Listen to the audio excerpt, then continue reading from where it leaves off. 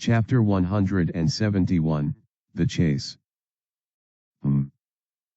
As Ray looked at the unconscious body of the half-elf before him, he thought of the most secure place he could imagine for her. No matter how hard he thought, only one place came to mind. Why do I keep going back to them? He opened up a portal that led to the meeting room where he usually met with Alderd. According to what he was told, the room was reserved exclusively for him and the deals he brought. That means she'll be safe there. Alderd has seen her fact too, so he probably already knows not to harm her if he suddenly finds her there. Once he carried the girl into the portal using absolute wind magic, Ray felt a rumbling sound beneath him. A hole was created several hundred meters from where he stood, and like a blur, the body of the dragon flew into it. In essence, Ray had even gotten to a top floor before it could. The boy chuckled, already feeling his body shiver with excitement. There was always something surreal about pursuing something like playing tag that made the human heart race in anticipation. That was what Ray was currently feeling. Well then. Let's begin the chase. Ha. Hey. Jaard was wheezing heavily as he made his way out of the royal dungeon. Floor by floor, he ascended by shooting dragon breaths into the ceiling and creating massive holes in them. In the situation where he neared a ceiling and his breath wasn't fast enough, he would crash into it and create holes with his own body. It hurt him, sure, but nothing currently mattered to Jaard than getting away. Away from the monster he just encountered. Even monsters are weaker than dragons. That man. That entity. He is not a monster. He was far worse. Jaard knew it was pointless to try to understand such a being. He regretted even trying to fight him. He should have just escaped from the start. He should have just teleported and run away. Why did he try to fight? Why did he try to reject his place? Why did he try to be strong? I just want to run. I don't want anything else. He would leave the humans and return to the Empire. He would report the current state of affairs here and leave things to the dragon generals, no, perhaps even the dragon lords. Such matters weren't meant for him, a mere minor. Did I lose him? He looked below. I lost him, right. The moment Jaard couldn't see the man known as Relix, he was happy. Overjoyed, even. He was safe. He wasn't going to die, after all. Then. Whoosh. He suddenly felt a disturbance in the space around him. He turned to his side for a glimpse, but he was moving too fast to clearly see. Was that? Jaard felt like he saw a blur that resembled Relix, but he quickly dismissed it from his mind. There was no way Relix had already caught up to him. There was absolutely no WA. Squelch.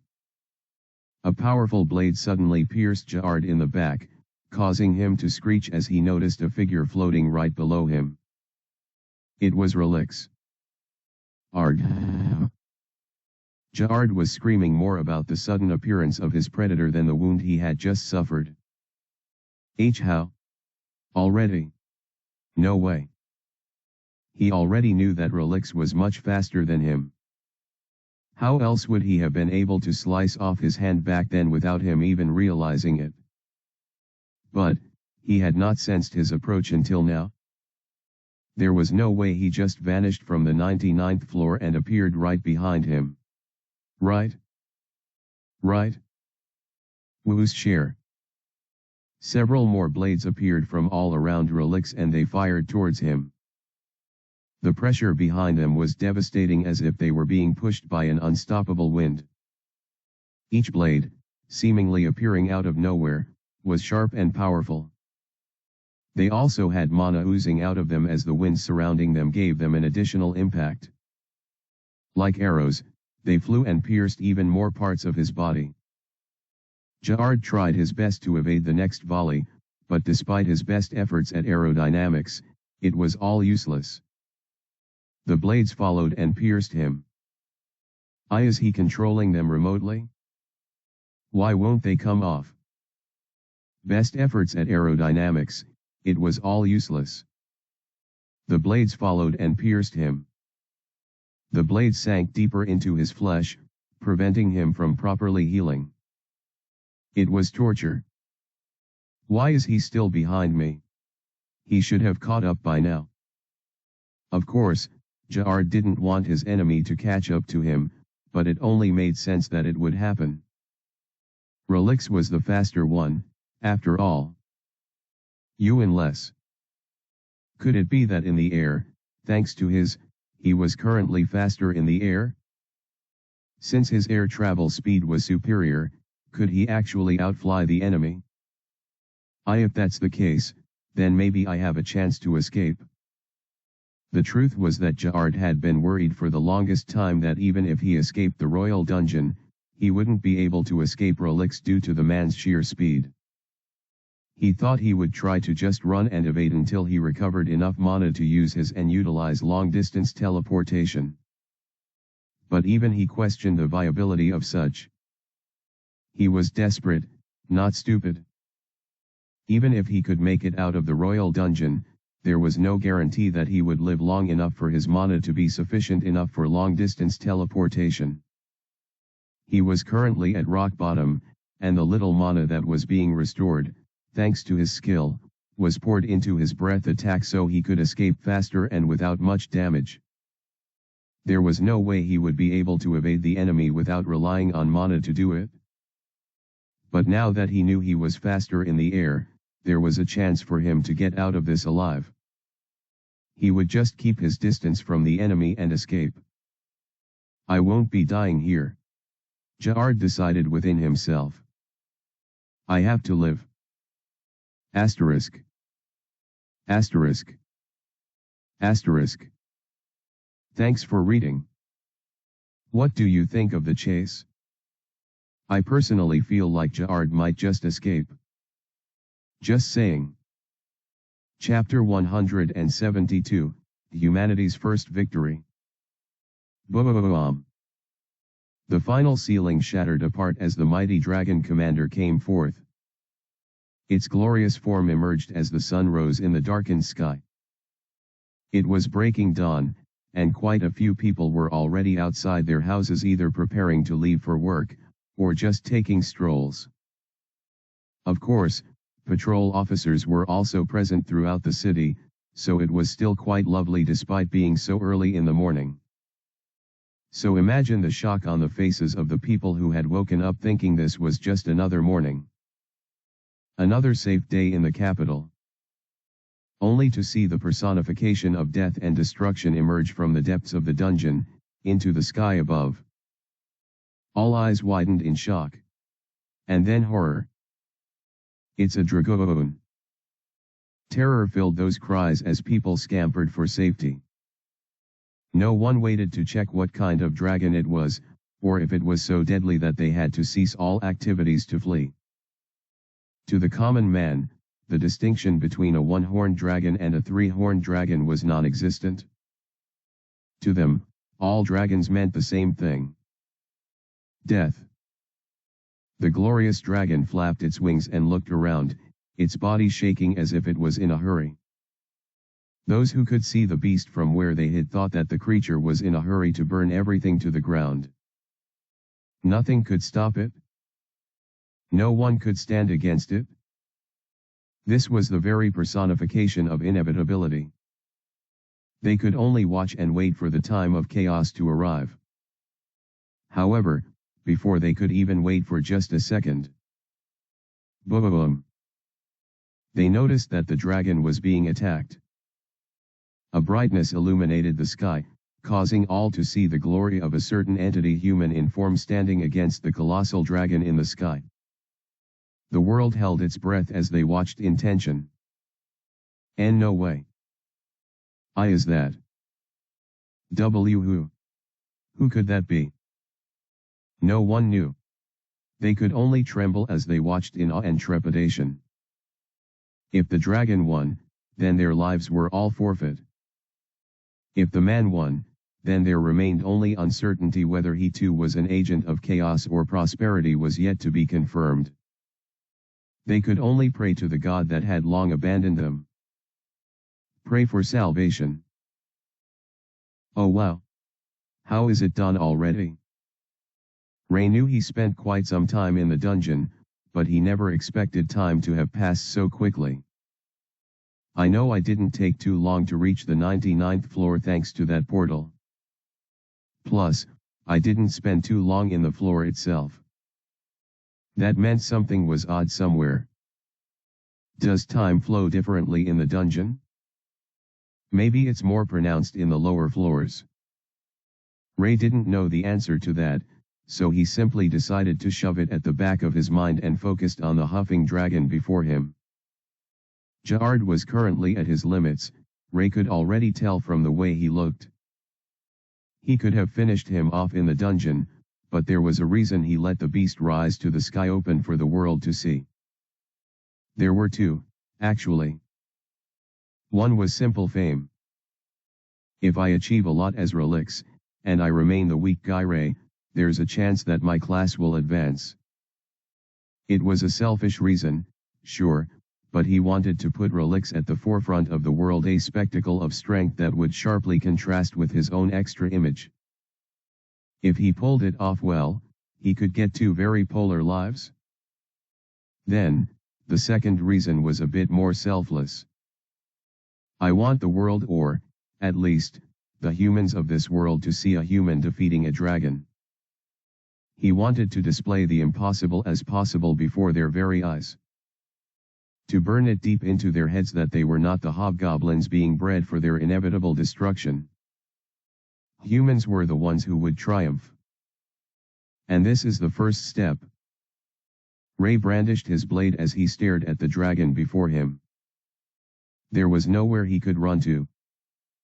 If he tried to escape, Ray would use wind magic to ensure his flight was compromised.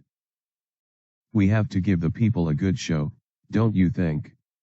He smirked, preparing to attack. Are you messing with me, right now? As he heard Ja'ard say this, Ray smiled even more and nodded. Something like that. Whoosh. He closed the distance in a flash, using a combination of and his sheer speed. Within moments, he was already in front of Ja'ard. Yuawada. Ja'ard moved both hands in reflex, protecting his face from Ray's attacks, giving the latter the perfect chance for him to cut them off. Swish. In one swift motion, both hands were severed from the dragon's body. Before the huge things could descend and cause some damage to the populace below, Ray used his to burn them both. Within moments, the intense flames shriveled the meat and bones, leaving barely anything left by the time the thing crashed.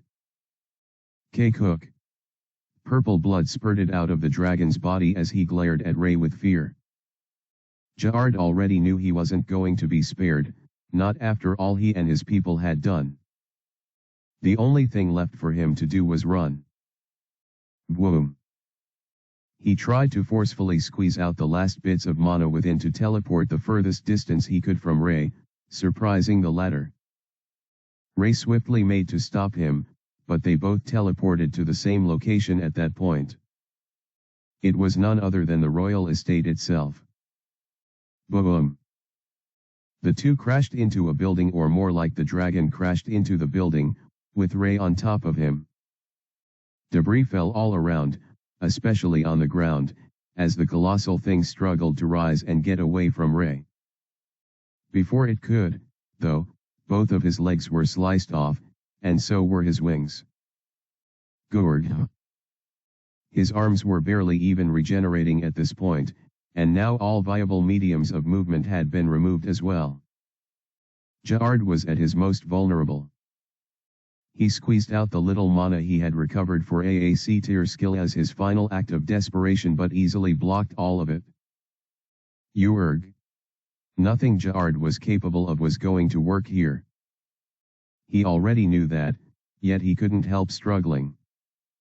He's just desperately wanted to live. Now do you understand what it means to be weak? Ah. My apologies, I imagine you already knew something like that to a measure back in your country. Jaard's eyes widened in shock. How? How did this human know of all this? It's typical bully behavior. If you feel inadequate, then pick on someone else and make them feel worse. Ray pierced the monster with his blade, causing more groans of pain to echo out. Maybe I also engage in the same thing. Just as you did to others, I'm also doing to you. As Ray's unfeeling tone echoed in the ears of the dragon commander, the latter uttered words he never thought he would say. Not to a human. Mercy. Ray could only smile under his mask as he looked at the already dead creature in front of him. Sorry, buddy. I need that EXP. Sorry, buddy. I need that EXP. Squelch. Asterisk. Asterisk. Asterisk. Thanks for reading. I hope you enjoyed the entire confrontation and fight. I know it took a lot of chapters, but here we are. Chapter 173, The Royal Conspiracy. Within the royal estate, in one of its many beautiful buildings, there existed a particularly lustrous one. It had very amazing architecture, and the colors shimmered with pure white and gold, even if it was being shrouded by the darkness right before breaking dawn. It was very large, like a mansion, and its immediate surroundings were made to be gardens. This was home to one of the members of the Royal Council, Lord Knox. As his garden brimmed with life, despite the darkness, he was currently at the topmost floor of his home, along with 3 other people. These were his accomplices, the 2 other members of the Royal Council that ran the underworld with him. They were all seated in a round chair within the meeting room, eating and discussing the future of their business. The only one who stood and paced around was Knox himself. After all, he knew the kind of dire situation they were in. Right now, we're running out of time. As Knox said this, his long beards twitched as his aged face began to have more wrinkles. His gaze swept through the room, looking at how well furnished his surroundings were, and how much more he wanted to decorate even further. But the alliance was meant to be broke, so he couldn't just go around splurging cash. Those things would have to wait. His small eyes rested on the other 2 men in the room. They also shared worried expressions, but it didn't seem like they were taking things as seriously as he was. They've captured Eval's redarts. If he talks, we'll be disrupted by those 2. By those 2, Knox meant Conrad and Vita. They were both eyesores that stood against what he stood for. Recently, they've amassed too much power and recognition. It makes me, and the rest of us, seemingly irrelevant. From the summoning of otherworlders, to the relationship made with them, and other issues of varying scale, Conrad and Vita always took the initiative. It infuriated Knox without end. That was why he had to nip things in the bud as quickly as possible. He recognized that. The problem was that it wasn't yet time. They had to be very meticulous about their planning, else a lot of things would fall apart even if they succeeded in their task. Unfortunately for them, Eval's radar just had to get caught. If he spills our secrets, things will get quite problematic. Knox sighed and looked at the very luxurious and spacious ceiling above him. Beyond it was the sky, and the ceiling itself took on a color of purity with its chandeliers glimmering brightly. If he and his comrades were caught, he would have to kiss this place goodbye, and they would also be the same. He couldn't allow that. We've come this far already. After relinquishing my position as king, just so I could be a part of a council. I've lost a lot of my power, authority, and wealth. Most of it went to the lands that were now part of the Alliance's combined territories. He always spent a lot of time deliberating policies, thanks to 4 other individuals who shared his position and rank. In the end, the position of the Royal Council was nothing more than a useless patch. He couldn't really do anything on his own. Knox missed it the old times when he was a king and he was treated as one. The only reason I agreed to this whole thing was due to the desperation of the time. Dragons had just recently wiped out the entire North Continent, and even took down a kingdom in the West. Everyone was scared. That was when Conrad approached everyone and decided to make humanity a converged unit under the same banner. Now that I think of, Conrad and Vita were the first 2 to join the alliance. It all made sense why they seemed to be the true rulers of the royal court. I only joined because I knew his father, and Conrad's plan seemed like a fair one. But it was hell for Knox and for the remaining seared with him. We need to completely eradicate that slave trader. I think we can all agree on that. The problem right now is how to go about it. Conrad has that man completely under his watch. There's no way to sneak in and go about this. As Knox heard his allies talk, he nodded in acknowledgement. They weren't wrong. To get to the prisoner, we have to get Conrad first. As Knox thought this, his eyes flashed with a murderous gleam. Is it finally time? My lords. A man bathed in on their meeting, his face and entire body drenched in sweat. He wore light armor, but the scar on his forehead, his hardened eyes, and overall muscular physique told anyone who saw him that he was capable. Still, no matter how capable he was, he couldn't just barge into this building. Who gave you permission to? There's been a sighting of a dragon here in the royal capital. The moment this man said this, all the angry faces froze. For a moment, they didn't know how to make sense of all they had just heard. Do not be so preposterous. Dragons aren't anywhere close to the capital. Quit messing around. Despite lashing out like this, the terrified look on the announcer's face convinced them even more that he was telling the truth. A man like that would gain nothing from lying. Where is it? Knox asked, his voice nearly inaudible. He could feel his heart racing and his body shivering thanks to the news. Maybe. This is the right time. If we operate now, when attention will shift from the evals to the dragon, it would be the golden opportunity. Knox smiled for the first time since the meeting, quickly telling the guard to stay on standby. My comrades. This is it. As Knox said this, he approached the table where the other 2 sat. This was the moment all of them had been waiting for. My comrades, it's finally time to strategize. The orchestration of their loose ends demise, Conrad's dethronement, and what to do about Vita. There was a lot to do in such little time. Right now, we have been presented with an opportunity. We need to hurry. He was met with some very hesitant and conflicted faces. Right now. Be but the dragon. Knox gritted his teeth the moment he heard all the excuses given by his supposed comrades. You think I don't know all that? Sure, a dragon was attacking, but that didn't mean appropriate measures wouldn't be taken soon. If they didn't have the resolve to do what they needed to, they would be screwed even if they survived the dragon attack. Do not forget why we decided to invest in the underworld and amass our wealth through illegal channels. It was because they were all hungry for power, and they would do anything possible to attain it.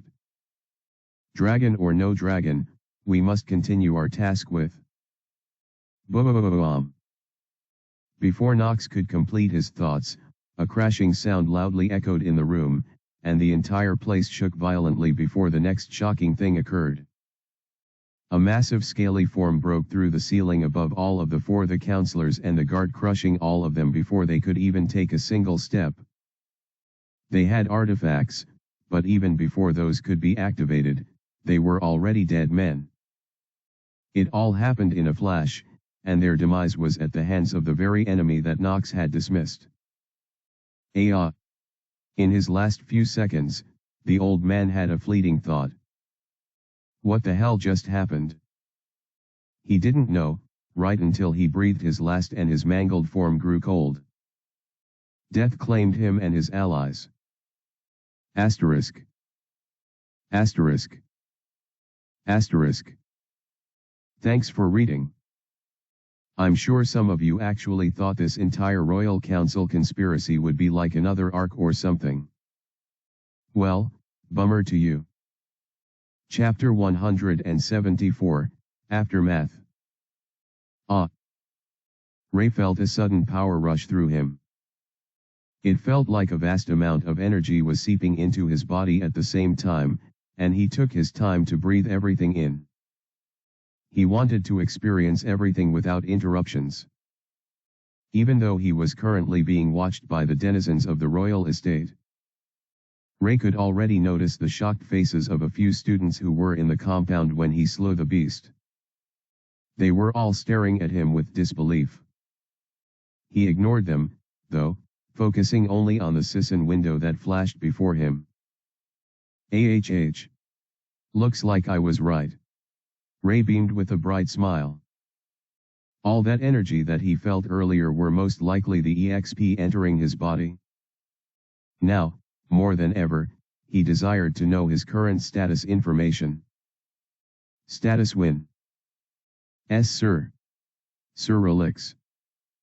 A loud voice interrupted Ray, causing him to look down to see the tired and equally relieved face of the Grand Master of the Royal Council. Grand Master. You're here already. Ray brushed his status window aside, saving the whole surprise for later.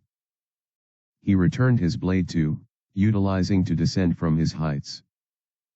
In no time at all, he was right on the estate's grassy fields, a few meters from Conrad and the few guards who accompanied him. He was wheezing, practically out of breath, but he still approached Ray. Sir Relix. Is that really a dragon? Yes. A dragon, Commander. As Ray said those words, he stumbled backwards a little. A wave of dizziness suddenly assailed him, and he could feel pain springing all over his body. He didn't need anyone to tell him what was going on. Recoil? Huh? Looks like I've reached my limits. Ray had been wondering when the whole thing would come, but it was finally affecting him. All his buff skills were vanishing, and he probably wouldn't be able to use them again for a whole day. After all, the longer the duration time, the longer the cooldown period, at least, that was the case when it came to these skills. Are you alright, Sir Relix? Conrad asked, practically wheezing. You should be more concerned about yourself, dude. Why are you in such bad shape? Ray didn't know why all the members of the Royal Council weren't very strong. This clearly seemed like the kind of world where the strong ruled and crushed the weak. Yet, people like Conrad employed the assistance of more powerful men so that he could survive and rule everyone. It seemed antithetical, but Ray simply accepted things the way they were. It'll take some time, but I'm sure people will soon think through all this and do away with their monarchy. Though, right now, none of those were Ray's concerns. He looked around him and saw scattered debris all around him, but thankfully the damage was kept to a minimum. No one had been affected by the accidental teleportation. Except. Ray turned to the devastated mansion that must have once stood majestic. Who occupied that house? As he looked at the conflicted expression of Conrad, Ray could already guess it was someone very important. It's Counselor Nox's home. You know. The man that I came to visit you with. That man. Ray remembered the wiry old man. He had a very uncomfortable air around him, but he hadn't bothered back then due to other important issues. In any case, this is truly amazing. The fact that you took down a dragon commander. It's simply amazing. Ray shrugged, trying to look for an excuse to ditch the place as soon as possible. It was nothing. Did you see the people I sent here earlier, by the way? As Ray asked this, Conrad's body twitched as his face brightened even more. Yes. We saw them. They're currently undergoing treatment and recovering splendidly. I see. That's a relief. Ray smiled a little, remembering the faces of his brave classmates that had chosen to venture so deep into the dungeon. The fact that they were fine brought relief to him. Though.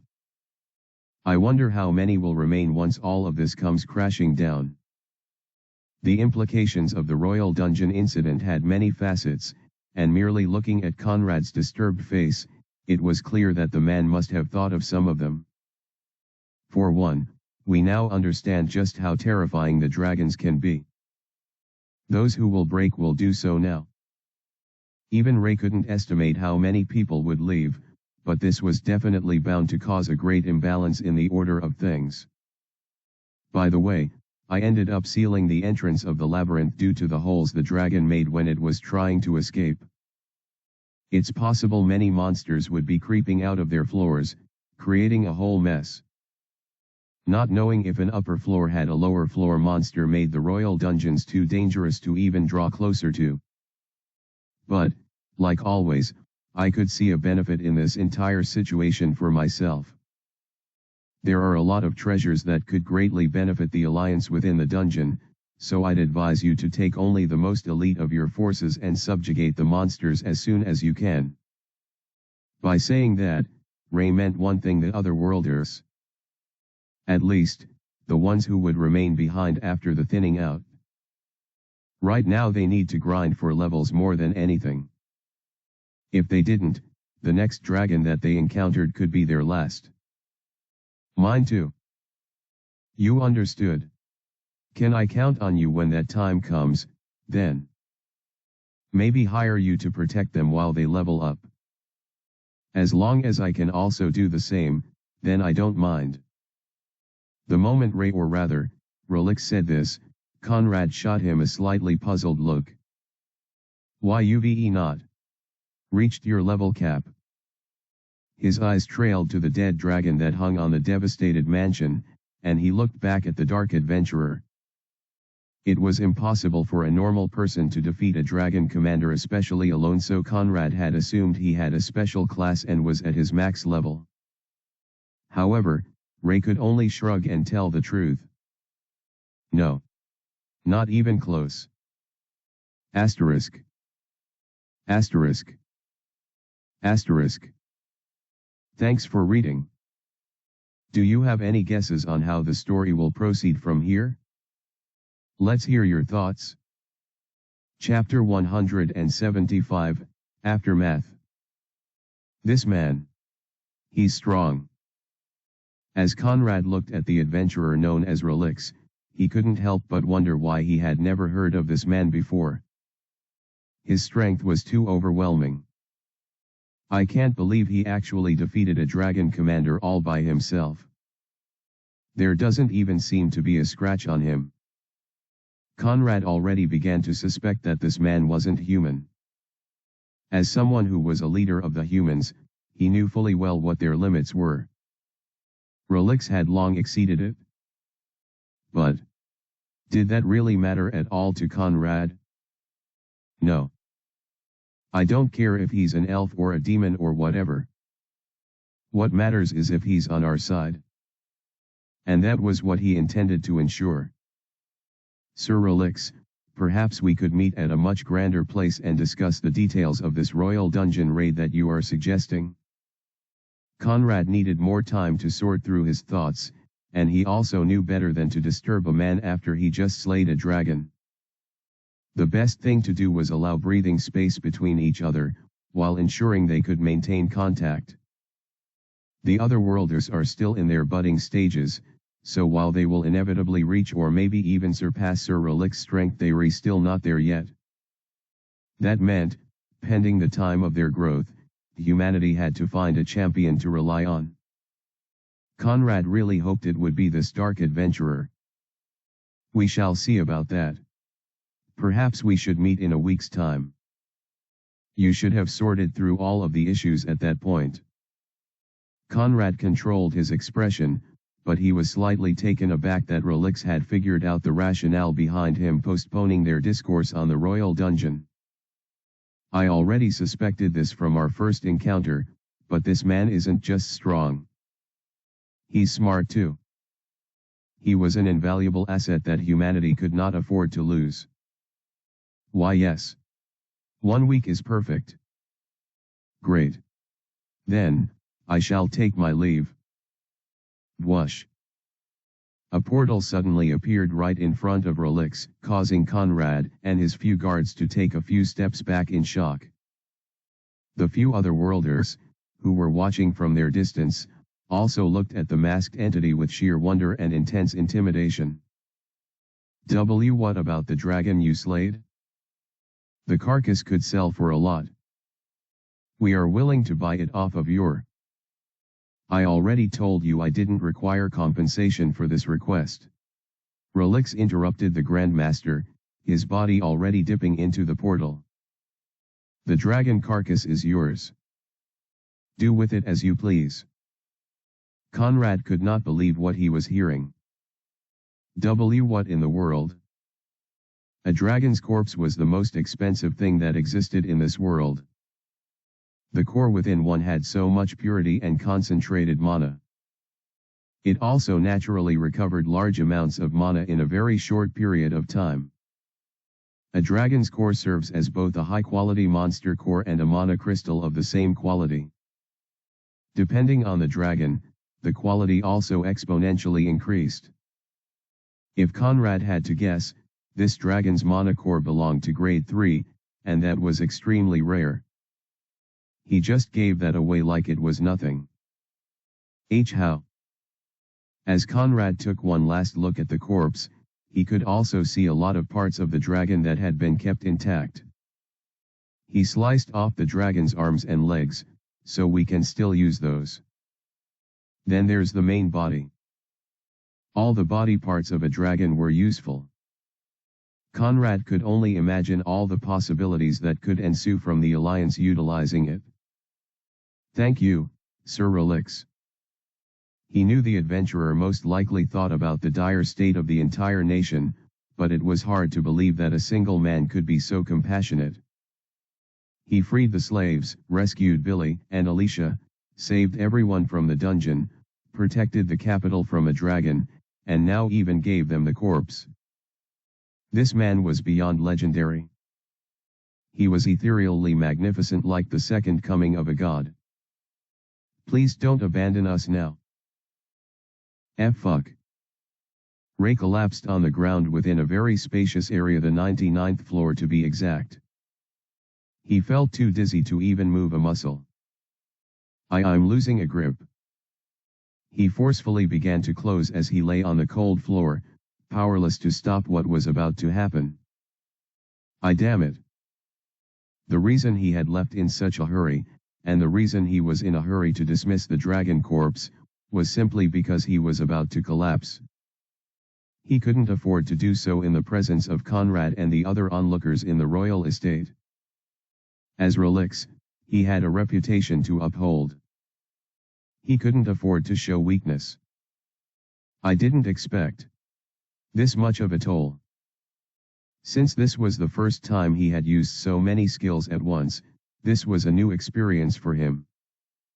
In exchange for explosive power, his body felt like shit afterwards. Did I ensure to sell for the right price? The dragon. Ray didn't realize this yet, but he never sold anything to the royal estate. Since everything was such a blur, he wasn't in his right mind when he ended up blurting out words that he thought were cool and within character. Unfortunately, they contrasted with his true nature. Ray knew just how valuable dragon corpses were. He wasn't just going to give the royal council without a proper price tag attached. Unfortunately for him, he did exactly that. His mind was too far gone to process all of that, so all the self-reflection would have to wait until he woke up. I just hope no one attacks while I'm like this. As his mind finally plunged into the darkness of unconsciousness, one last thought echoed in his head. The half-elf.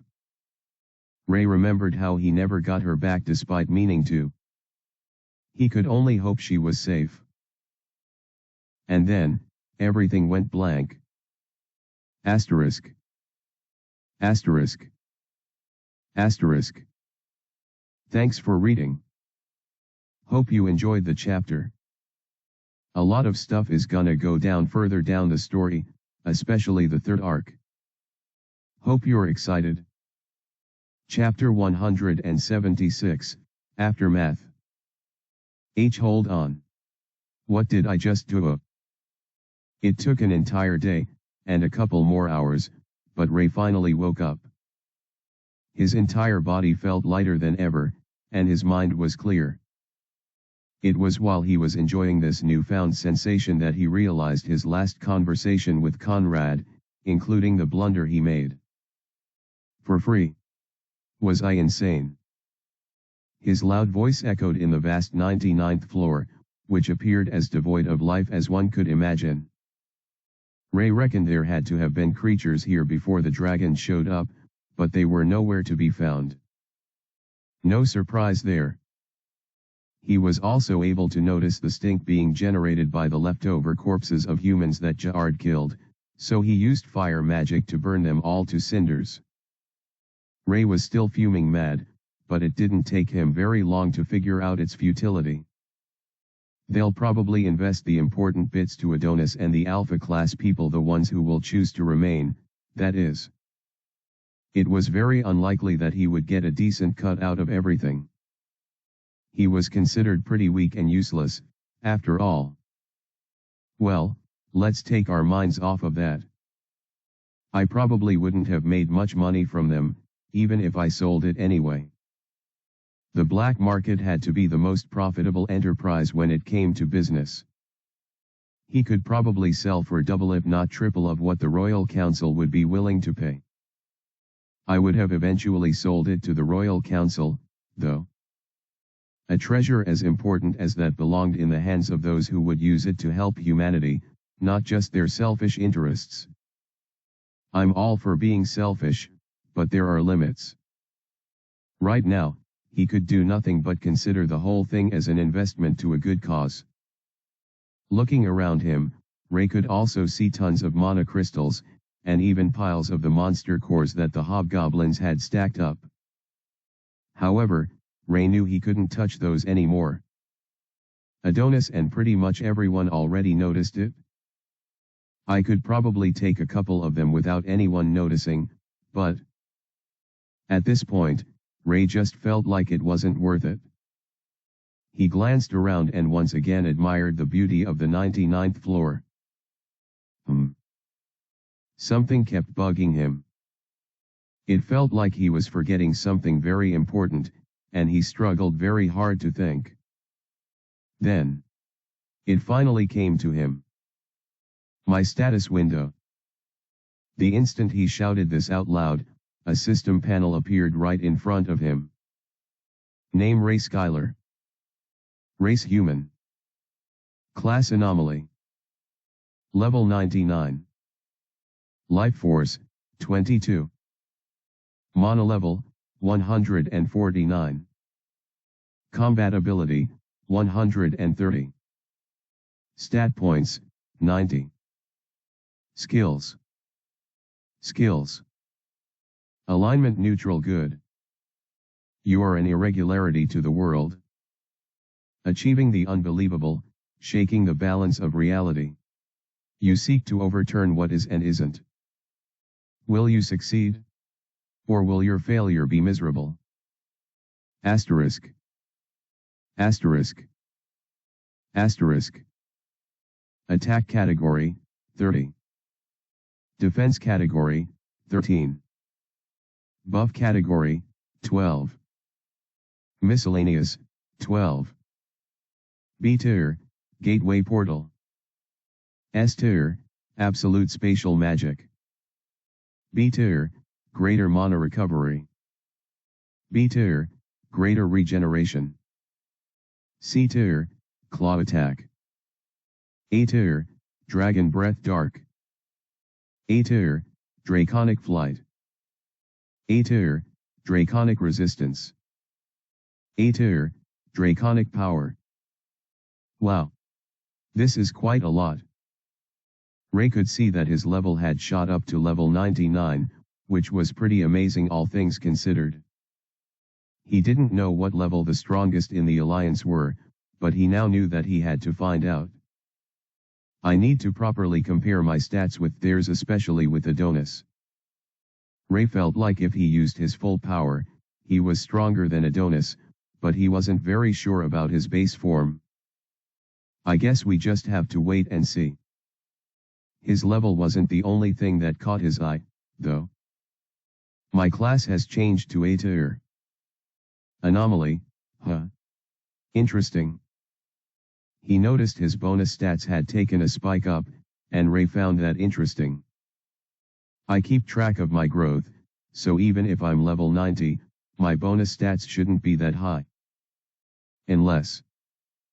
Ray's smile widened as soon as he figured it out. His new class came with more special perks. Nice. I'll check that later, but for now. Ray had to focus on another thing that caught his attention. The two non-exclusive skills he now had. He didn't ignore the fact that his alignment had changed from neutral to neutral good, but he didn't find that relevant at the moment. What mattered most was his power set, and the two new skills were a part of that. Skill information. He mumbled. Tier S. Ability allows the user to perfectly blend skills with each other, creating a synergy that covers for weaknesses and complements the strength of selected skills. In essence, the ability to fully utilize multiple skills as one or more, with more efficiency and intensity. Type, passive. Tier S. Ability allows the user to merge two or more skills, permanently fusing them together to create one new skill. Note that the new skill will take on more qualities from the superior skill out of the ones being merged. Type, active. Ray rubbed his chin as he looked at the information before him. I see. I probably awakened the first skill when fighting Ja'ard. That's why I was able to do the black hole thing so well. However, this second skill was news to him. The skill was going to be very useful to him for sure, but Ray couldn't see a more useful ability than the one. I'm limited by the amount of skills I can have, but with this one, I don't have to simply delete or waste away skills I collect. He could just merge them with another skill to produce a much stronger ability. It's perfect. Asterisk. Asterisk. Asterisk. Thanks for reading. Sorry for the chapter length. We'll try making the next one longer. Also, what do you think of his new set of skills? Chapter 177, Aftermath. Chat. Looks like I got them all. Ray could see that he got pretty much all the Dragon Commander's skills, and that definitely brought a smile to his face. His dark hair was crumpled on the shiny floor as he looked at the system window in front of him, swiping up and down like a child who had just found a new toy. He couldn't hide his excitement no matter how hard he tried to. Seems I've gotten much stronger than I expected. He grinned within himself. Of course, he knew he couldn't get too complacent, but Ray was honestly very proud of himself. I've come so far already. With that thought in mind, Ray decided to look at the one thing about his stats that had changed so much. Class details. Name anomaly. Tier A tier. Cause you have defied the norm of this world and have successfully tilted the balance. What will come out of this new change? Hope. Or horror. 10 plus base stats addition for all your major stat areas. 3 plus subsequent stat point for every level up. Natural enemy effect can be activated. Naturally suppresses the effects of any appraisal cast on you. Near-death effect can be activated. AAHH. Ray found what he was looking at to be insanely awesome. The first one hadn't changed from his last class, and the second was an upgrade that he already suspected after looking at his stats. The fourth also hasn't changed. However, the third and fifth were real game changers for him. So I won't die by a fatal blow as long as it's not instant, huh? And I'll recover? That's great. This was literally going to be his lifesaver. Then, there's the fact that I can increase my stats if I'm facing a stronger opponent. Ray smiled to himself with satisfaction. This class really suits me. He knew classes like Grand Knight and Grand Tamer were also in the A tier, but he doubted that they would provide stuff like this to him. That said, I'm definitely missing out on some of their own cool perks. Ray had no complaints here, though. I'll miss the natural mask effect, but since I usually use an actual mask as relics, there's really no need to have it. There's a lot to explore with my stats and skills, and I should try to avoid procrastination, so let's do it now. As such, Ray sat upright and decided to explore his status window, skills, and all his current abilities, a little more. By the time he was done, his system window looked quite different from before. I should probably take a look around. Once Ray was done setting things up for himself, his attention returned to his surroundings. This vast space, filled with nothing but monocrystals, shattered earth, and piles of monster cores, couldn't be all there was to the 99th floor. At least, that was what Ray thought. I'm sure Adonis and the others didn't get a chance to explore. If I find something special, then I'm keeping it. Ray felt like he had contributed enough to society to warrant a little selfishness on his part. Besides, finders keepers. With all of these resources, chances are that the Alliance won't need much else for a while. Besides, investing in himself was indirectly tied to the entire United Human Alliance. No. Even the whole world. With these thoughts wrapped around Ray's head, convincing him that he was doing all these things for a righteous cause, he decided to begin his search. Please let there be treasure. Pretty please. Ray searched high and wide for stuff, but all he could see were empty rooms. They looked like storage areas, so it must have belonged to the dragon. From what I saw in his stats, he mines and delivers mineral resources. He must have been using this place as his storage area. Ray thought to himself. Now that he thought of it, with the spatial magic of Ja'ard, doing such things would be remarkably easy. I wonder why he chose to come to a top floor, though. From what I can see, he has yet to exhaust the proceeds of the lower ones. And everyone knew which one had better materials. Could it be because of me? Did my entire ruckus pique his interest? If that was the case, then Ray found himself grateful for the entire trial scenario. Thanks to the house arrest that he suffered, he was prevented from heading into the royal dungeon. I would have lost for sure if we met back then. Thanks to the house arrest that he suffered, he was prevented from heading into the royal dungeon. He found it a bit silly now that he thought about it, all the paranoid thoughts he had concerning the mastermind. I even thought they were the ones who stole the monster cores, but I guess this makes a lot more sense. The market wasn't saturated with monster cores because there were none to begin with. It was the work of a third party this whole time. Still, Ray didn't know whether to be relieved or not.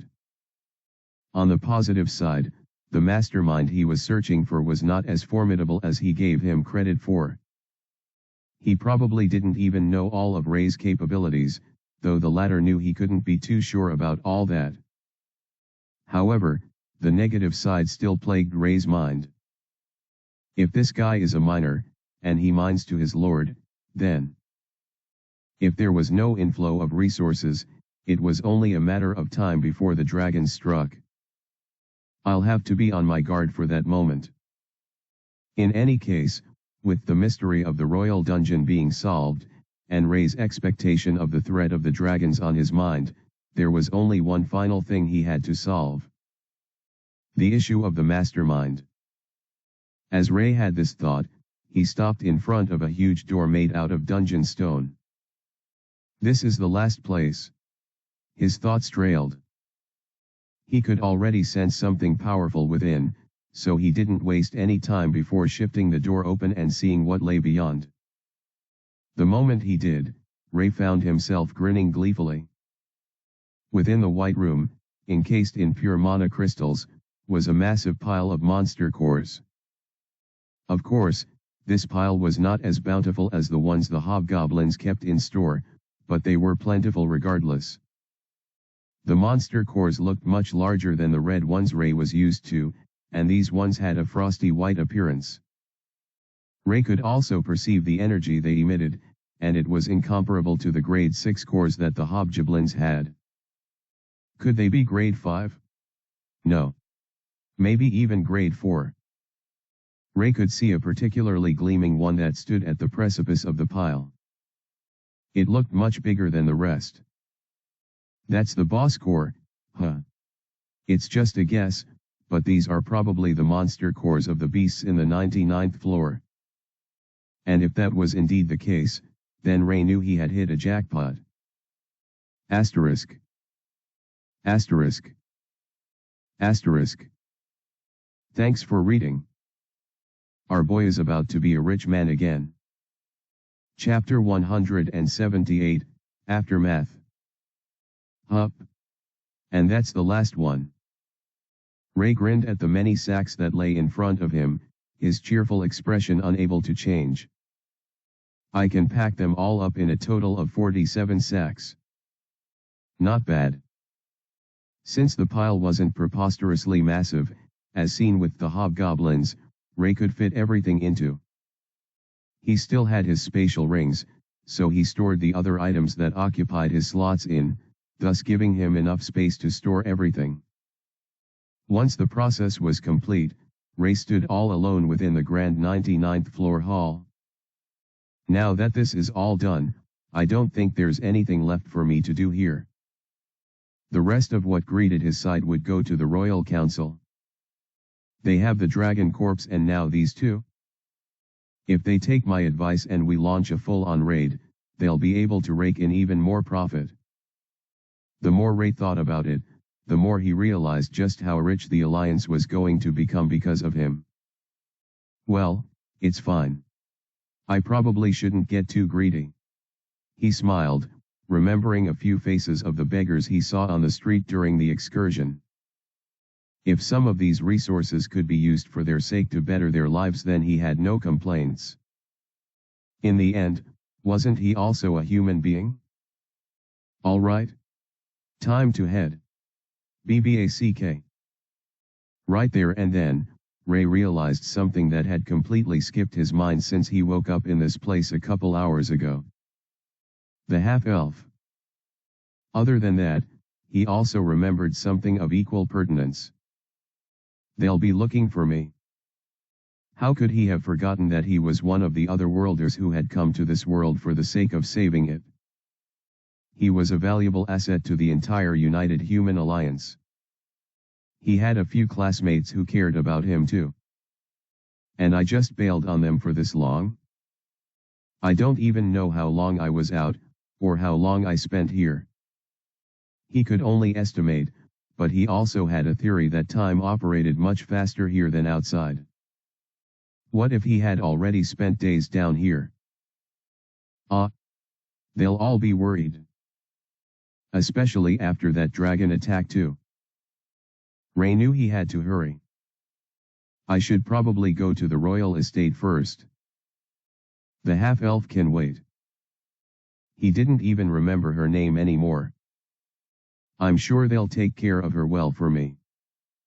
If not, well, let's not think of that for now.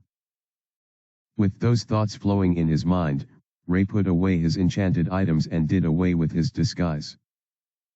Fortunately, he still had empty spatial rings to help him contain all his items. Once he returned to his normal state, he opened a portal and ventured inside. Let's hope I don't get into too much trouble. When Ray arrived at the royal estate's front gate, he was welcomed pretty cordially by the guards. He returned his pass to them, and they didn't even ask him any questions. The sun is high up in the sky, so it should be around noon. Ray realized he needed to get another watch, not even remembering what happened to his previous one. The weather was considerably warm, and while it was midday, everywhere was ominously quiet. He passed by the guards and ventured through the gate. Not too long after he did so, he could already see a cluster of students. All 27 of them. Looks like everyone is up, huh? Billy and Alicia were among the group, though there was a clouded expression on the former's face, and a somewhat anxious one on the latter. He smiled a little as he noticed Alicia's gaze darting around, almost as if she was looking for him. She was also wearing the ring he gave her. He moved even closer. Conrad and Vita stood before the students, alongside Brutus and Lucille, both looking good as new. Ray wasn't sure whether it was thanks to Alicia's skill, or some other means, but he was happy to see everyone well. He could also see Tricia, Belle, Justin, and the other rescue team members. A few looked shaken up, but most of them seemed to have pulled themselves together. Then, there was Adonis. He had the most complicated expression of all. Something about his gaze seemed distracted, and he seemed to be intensely brooding on a lot of things. I guess he still hasn't gotten over what happened down there. Ray sighed and decided to look away. Noah was also there, though an expression akin to guilt seemed to be on his face. Ray wondered what the issue was with him now, so he decided he would ask him later. I hope it's all good, though. Ray was ready for a mouthful, so he just decided to take everything in stride and not worry about too much. He finally closed the distance and thought it was the perfect time to announce his presence. Hello, everyone. Sorry I'm late. You won't believe what happened. Ray. The first voice that greeted him was, of course, Alicia's. She rushed towards him, leaving the rest of the cluster of students behind her. Her brown hair swayed and her ember eyes shone, reflecting the golden rays of the sun as she swiftly closed the distance. Where were you? We were worried sick. As she hugged him, Ray felt a sweet scent wash over him. Before coming, he had used his skill to freshen up. It was a mere C-tier skill, but it had its uses. Haha. I can explain. But maybe later. He rubbed his head awkwardly. Yeah, sorry. As Alicia chuckled sheepishly, quickly separating herself from him, Ray simply responded with a stupid grin. Everyone was now staring at him, including the two members of the Royal Council. Ray thought he saw Lady Vita grin a certain wicked smile, but that was probably his imagination. This is so awkward. Fortunately, Conrad's voice saved the day right when Ray felt the burden weigh heavily on him. It's good to have you back, Ray. And just in time too. Just in time? Time for what? Were the first things that popped up in his head. Also, Isn't he being too calm about all this? He didn't have time to process these thoughts, though, as the Grand Master spoke yet again. Why don't you join everyone while we make the announcements? Ray was puzzled. What announcements? Why are they being made outside? Ray had a few thoughts in mind, but he dismissed them until they could be proven to be concrete. Oh, okay. He and Alicia walked towards the line, side by side, and while he focused on her charming smile, he could not completely ignore some of the stares he received. For one, Billy's. He wasn't looking at him with a jealous or rage-filled face. His expression connoted nothing short of defeat. A kind of sorrow a guilty man had. Noah, Tricia, Belle, and Adonis also had peculiar expressions to give him. Most were positive things like relief mixed with brief hints of hesitation. Looks like I'm not in trouble this time. Ray sighed in relief. If it wasn't him though, the question remained. Who was? Asterisk. Asterisk. Asterisk. Thanks for reading. I don't know if you can tell, but the second arc is going to end very soon. What do you think is about to happen, though? Chapter 179, The Grand Master's Announcement. There is a lot to discuss with you all. I can hardly find where to start from. As Conrad started his speech, his eyes appeared sullen. It seemed like he was both sad and determined to see everything through to the end. He just had difficulty articulating his unfiltered thoughts. Let's start with the royal dungeon. It's been 2 days since the incident, so all of you must already know what went down from your friends and classmates.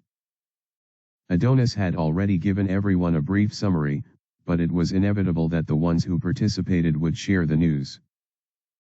Most of the students involved didn't want to talk about it, but as long as students like Justin existed, the news would eventually circulate. A good number of you were nearly killed by the dragon within it. While it was a completely unprecedented and unforeseeable situation, we will take full responsibility. By we, Conrad meant the Royal Council or the United Human Alliance as a whole. Conrad went on to talk about how dungeons operated and how dragons had never been so close to the capital before, hence making it more dangerous than ever. Stuff like that. By the time he was done with the dungeon incident, uncomfortable faces could already be seen. Then, there was the issue of Alicia and Billy going missing. The two parties involved have decided that the details remain confidential, and I'd like to respect that. In essence, no details about what happened would be told to the students. Those in the Royal Council, extending to Luciel and Brutus, already knew everything. They also planned on punishing Billy for his actions. However, since Alicia specifically told them not to broadcast what happened to everyone else, they had to listen to her request. We interrogated the parties involved too, and we found shocking news. Apparently, 3 of us 5 in the Royal Council were involved in criminal activities which have been tied to the incident with your 2 classmates. Lord Knox and the 2 others were involved in dealings within the black market, slave trade, and other illegal activities. The other worlders were shocked to find out all these things, and they didn't even bother hiding it. The ones they trusted with their welfare had actually done so many atrocities under their noses. How could they even trust them anymore? I considered hiding all of these, but frankly, it doesn't matter anymore. Conrad already knew the ugly truth. He couldn't appeal to most of the other worlders here. They all wanted to leave, especially after seeing a dragon up close. He couldn't change the minds of the people whose minds were already made up. Especially when only more danger lay ahead. The hero was right. This world needs true warriors. Conrad was done pandering to these people before him. He had seen how a true hero acted, and frankly, not too many of them could be found among these ones. The 3 are already dead, though. The dragon that landed on the mansion of Lord Knox killed them, probably when they were in the act of conniving against our dear nation. Knox had told him he was going to be in his sleeping quarters, since he was tired, and everyone else had also said the same. That was why he wasn't too worried about where the dragon landed, since the sleeping quarters of his dear friend wasn't near the crash point. So it came as a surprise to see their carcasses squashed and muddled up in the conference area of his manor. After thoroughly investigating Eval's radar, the truth was finally revealed. Right now, only he and Vita remained the only members of the Royal Council. At least, until they could fully verify and thoroughly investigate new candidates for the position. That being said, let us move on to the next topic. What the? Ray could not believe his ears. The more he heard, the more surprised he became about the developments of things in this world. I can understand why Alicia wouldn't want things publicized, since she wants the group to still function collectively. If Billy was made a public scapegoat, accused by Alicia, it could cause some conflict and major division in the class. That wasn't something they could afford right now. I can also understand the whole Royal Dungeon stuff. It's a bit unfair that they have to take the blame, but I understand how that works. However, what Ray couldn't understand was the whole corrupt Royal Council members thing. They were evil all along? I had no idea. Once or twice, Ray had always wondered how the black market was able to thrive so well despite being so close to the center of power, but now he knew why. It was precisely because they were close to the center of power that they were so successful. All those slaves he freed. All the justice he enacted. The root of the problems were ironically enough the ones he trusted to clean up the mess. I also can't believe I accidentally caused their deaths. Ray realized it was somehow a blessing in disguise, but he still couldn't get over the fact that his carelessness had caused people to die. I'll just have to be very careful next time. Damn. However, even though Ray was stupefied by most of these revelations, there was one that made absolutely no sense to him. Why are you telling us, Conrad? Don't you know anything about politics? Ray could see that Conrad was tired, and he perhaps simply wanted to completely do away with diplomacy, but he didn't think this was how to do it. Be more like Adonis. Say the harsh truth, but do so in a more compelling way. Right now, Conrad just made himself a punching bag instead of taking the high road. Maybe that's what he wants, though. Either way, it's too late now. Ray nearly sighed. He already knew what was coming. Most of us are going to leave today. Maybe even right now. Ray was convinced of it already. Why else would they be having such a meeting outside?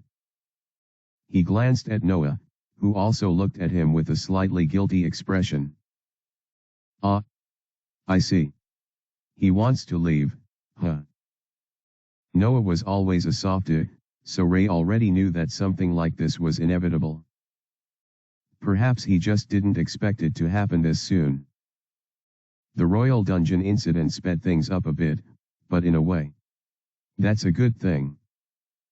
It would have been more of a waste if they had spent so much effort and resources training everyone, only for a few to be useful. Even food and other important facilities were being wasted on most of these students. Getting rid of them is the best option. As if reading Ray's mind, Conrad's deep tone took over as he calmly broke the murmurs and whispers. On to the final topic of utmost pertinence. The future of you all as otherworlders. Silence took over instantly. We summoned you all here with the intent that you would save us from the dragons, since we cannot do it on our own. Conrad went on and on to remind them of the reason for their presence in H-Tray, why they didn't die in that truck accident. However, after spending all this time together. I believe it would be foolish of me to keep clinging to the hope that some of you might change your minds on whether or not you will sacrifice yourselves for the sake of humanity. Most of the students here would definitely not. Therefore, today this very hour you will be presented with a choice. To stay here and fight alongside us, or leave and carve your own path. Conrad's round altered a bit, but he maintained his resolute stance. It was finally time for the inevitable separation among the students. The choice is yours. Asterisk. Asterisk. Asterisk. Thanks for reading. Who do you think will be staying behind? Chapter 180, Desertion from Comrades. There was deafening silence all around. The students all looked at one another, each glance depicting multifaceted emotions. Some students already had resolute expressions on their faces, while others seemed unsure about what choice to make. Either way, it seemed that most people were waiting for who to step forward and leave first, hence the hesitation. The doors are open for those of you who wish to leave. Naturally, we wish you good fortune, but that is where our support ends. Right now, the United Human Alliance had a bunch of its own problems to deal with. They couldn't afford to exert more energy on soldiers who did not wish to fight for them. Also, in case some of you are yet to make up your mind, there will be an expedition for those who choose to remain behind. It will be compulsory, and it will also be dangerous. The moment Conrad said this, the students who had been so hesitant to make their move soon began to blurt out their true intentions. Then. I'll be leaving. A random guy said, stepping forward from the bunch. Before he had room to breathe, many other students blurted out the same thing. Boys and girls stood out from the rest of their classmates, their numbers being an absurd chunk of the entire class. Out of the 28, 19 students were leaving. Only Ray, Adonis, Belle, Billy, Trisha, Clark, Justin, Eric, and Alicia remained in place. Everyone else seemed to have already made up their minds about what they would do. They all wanted to leave. Even you too, huh, Noah? Ray smiled a little sadly as he looked at a crumpled white envelope in his hand. It most likely contained a letter, and Noah had quickly given him while stepping forward. I wonder what kind of message he wrote there for me. Ray already knew he wouldn't be able to work with Noah forever. In fact, their separation was inevitable. Right now, I don't really need him in my black market dealings. Plus, I already decided not to have anything more to do with them. In essence, there really wasn't anything holding them together. Still, Ray couldn't help but feel a stinging sensation in his chest, one that he couldn't properly explain. Why? Why did he feel so sad, and slightly frustrated, to see that Noah was leaving just like that? Perhaps it was due to the sole reason that Noah had slowly become his friend over the course of their time together. Sure, the relationship was a bit unbalanced, but Noah was privy to the aspects of Ray's life that he would never show anyone else. He knew his secrets, and they both shared a bond that couldn't be replicated anywhere else, even though it was mostly tied with money. I hope he's fine, though. Ray found himself leaking a sad smile. He could only hope the boy had toughened up from all his experiences and would make better choices in the future. He should have a considerable amount.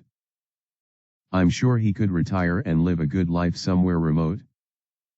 With his class and skills, there was no doubt that he would be a formidable force for any native of this world that tried to disturb him.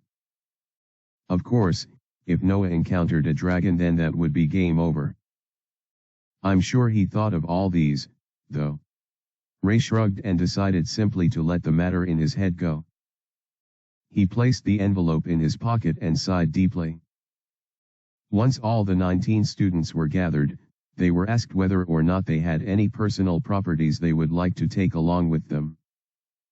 Of course, items given to them by the royal estate were excluded from this, so they didn't have much of a choice.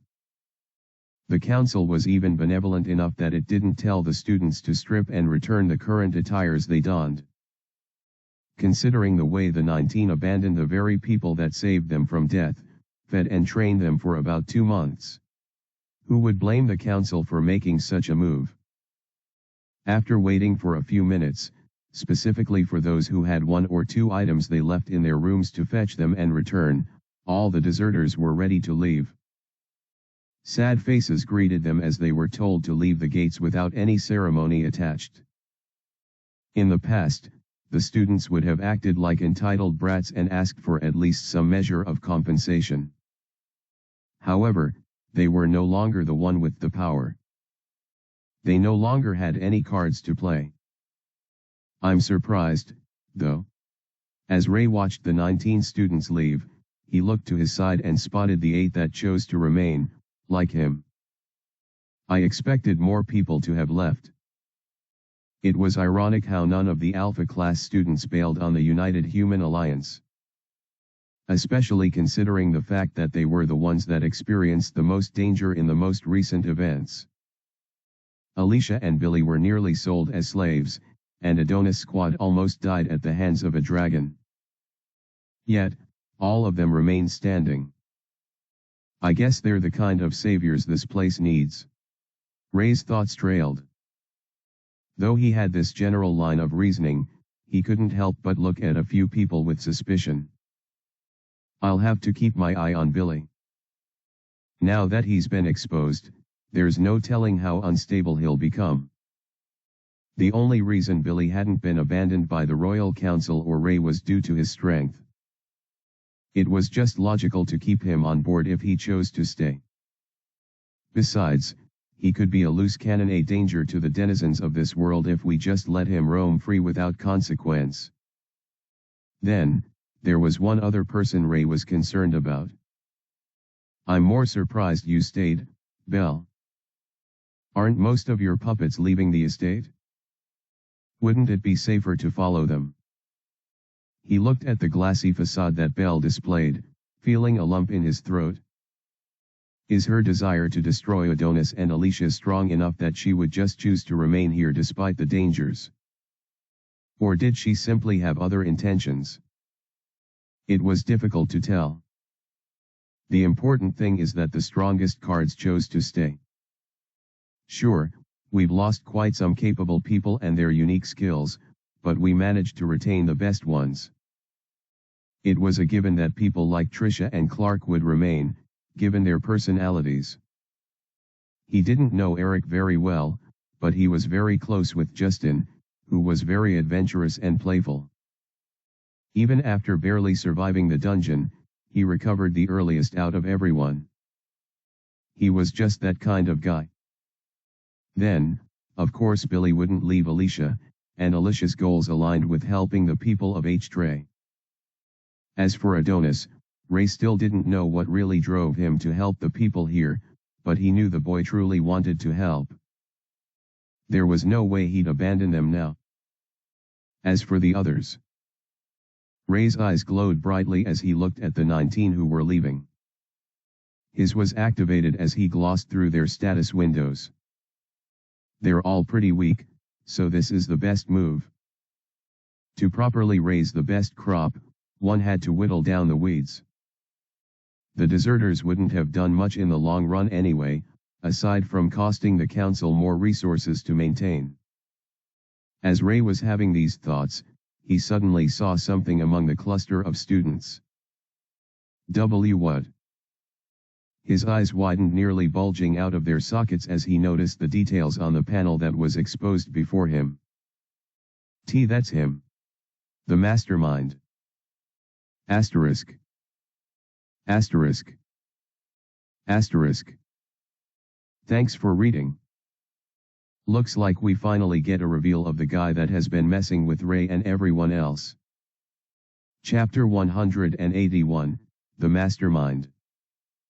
And no way. Ray's eyes were bloodshot as he looked at the back of a certain boy among the bunch of students who walked towards the gate. His status window was bare for him to see, and it made Ray shiver to his core. What he saw defied all his expectations. Name Adrian Chase. Race human. Class necromancer. Level 12. Life force, 10. Monolevel, 20. Combat ability, 5. Stat points, 55. Skills. Skills. Alignment chaotic neutral. A true mastermind.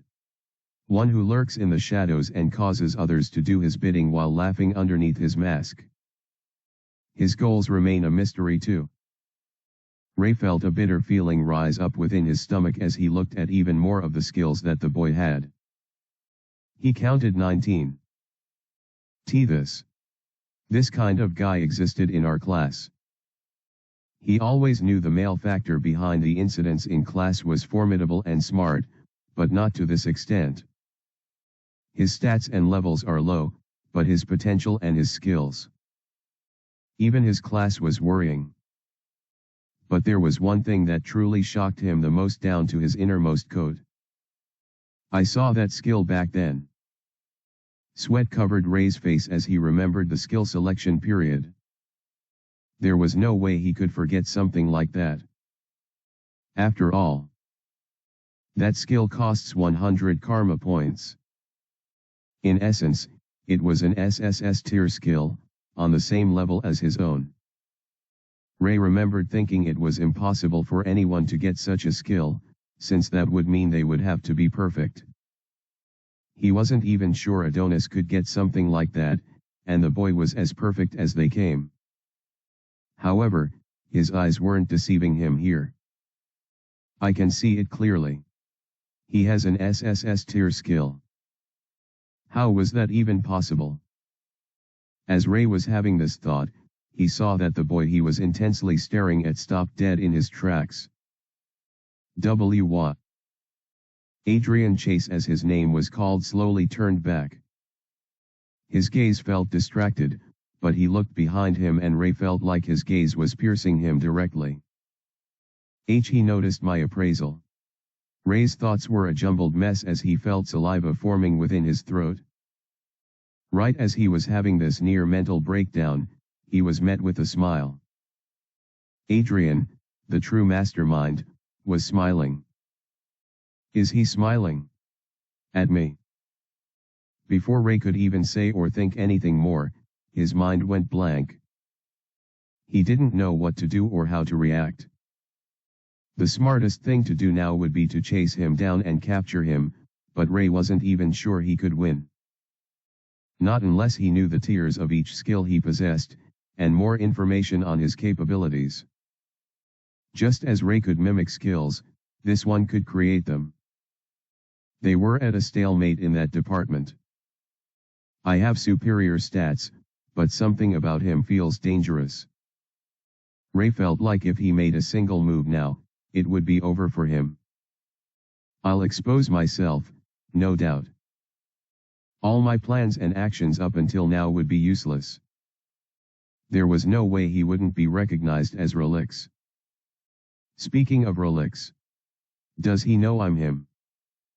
Ray didn't know how much this guy knew, but he knew how far he was willing to go.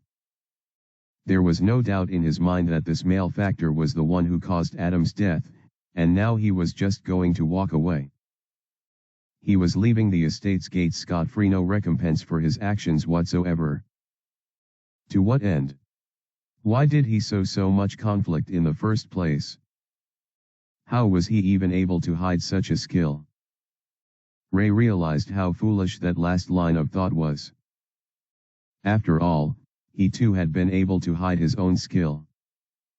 I believe his previous class was mage, and his two skills were end. Other than that, Ray didn't know anything about him. He wouldn't have even remembered his name if he didn't see his status window. I also don't remember anyone bearing that name in class. Now that I think of it, I don't know him at all. Adrian Chase wasn't someone he ever noticed. He had never had a single conversation with him, and he never spotted him during training.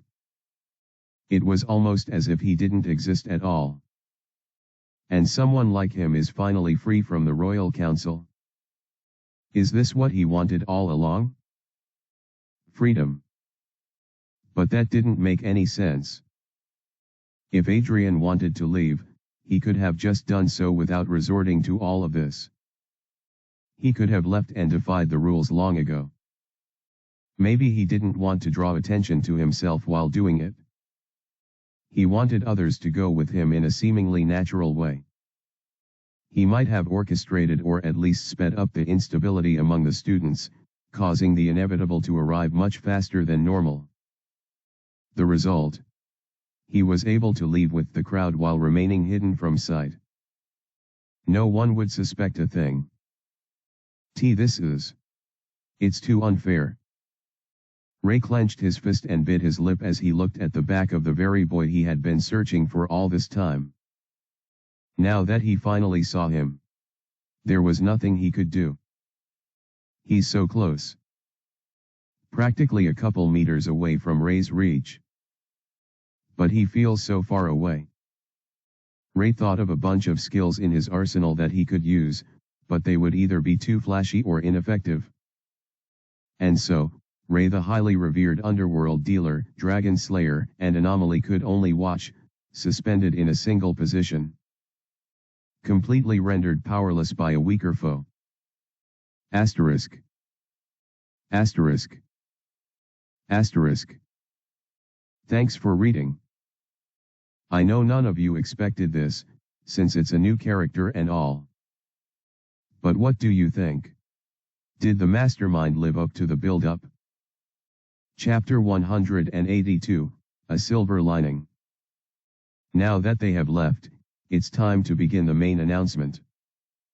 Conrad's voice boomed in the ears of the remaining 9 students who remained in the open field. Ray and his 8 other classmates looked attentively at the man before them, waiting for what he desired to say. Even though it seemed like he was paying rapt attention, Ray's thoughts had still not left the boy called Adrian Chase. Flashes of the same scene where he turned back and smiled at him kept appearing in his head. Frustration dug deep into his chest, but he could do nothing but remain in his position. He could do nothing at all. Having an expedition into the royal dungeon very soon. The words from Conrad woke him from his reverie. I know most of you are anxious and worried. I don't blame you, considering what happened the last time.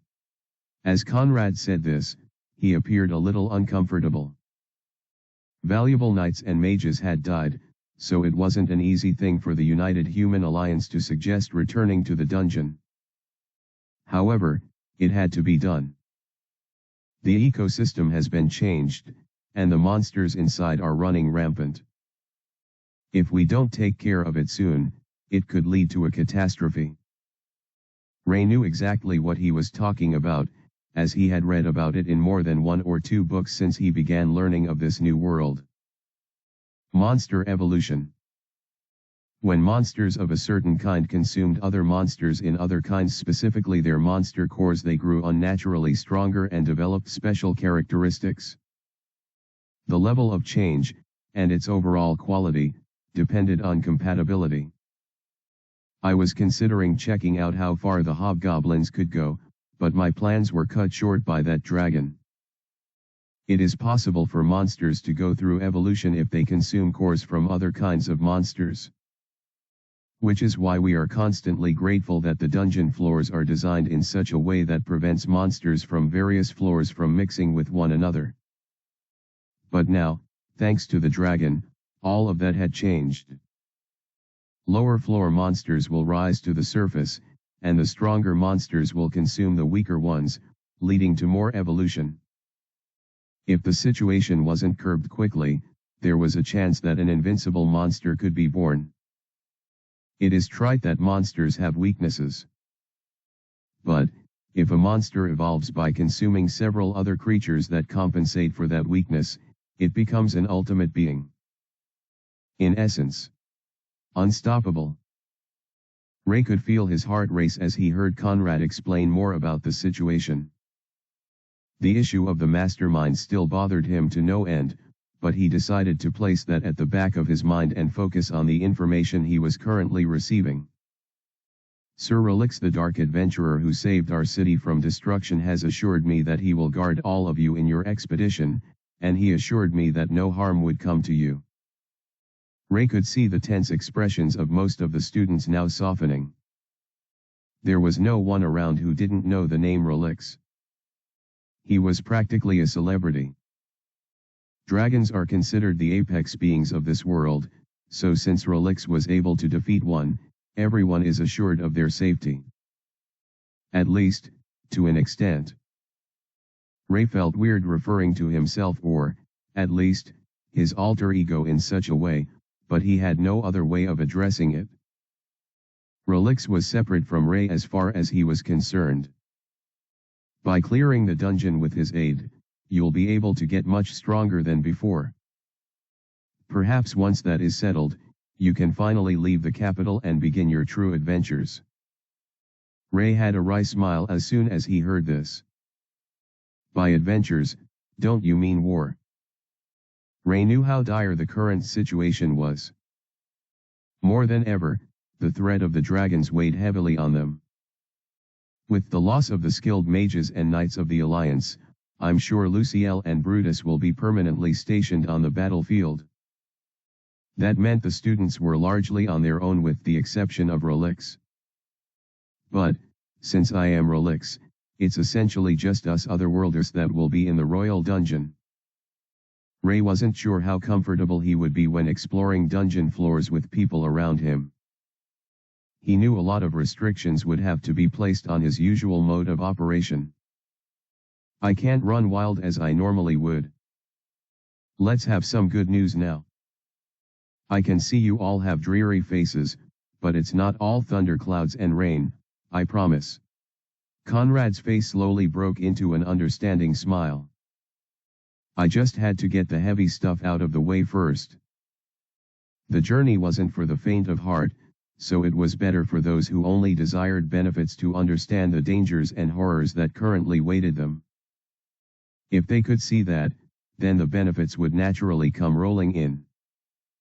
First of all, there have been a lot of resources found on the 99th floor of the dungeon, enough to find the Alliance for a very long time. Ray didn't know how that was good news for the students, but he decided to be patient and listen before jumping to conclusions. We plan on rewarding those who decided to rescue our head warrior here despite knowing the risks. 10% of the total rewards will be shared amongst you six. Ray's jaws nearly dropped as soon as he heard those words. Yet. I know it is a mere token, but please accept our gifts. Ray looked at the bunch and expected them or, at least, Adonis to gracefully decline. Thank you for the reward. We will gratefully accept it. As the hero bowed slightly, he flashed his signature smile of sheer purity. Adonis, you bastard. Ray nearly cried, and he didn't even really know the reason why. Aren't you supposed to be heroic and reject those benefits? Ray knew he was being unfair in his thoughts, but he didn't stop. Adonis probably already knew that the Alliance could afford to give such gifts as incentives to their saviors.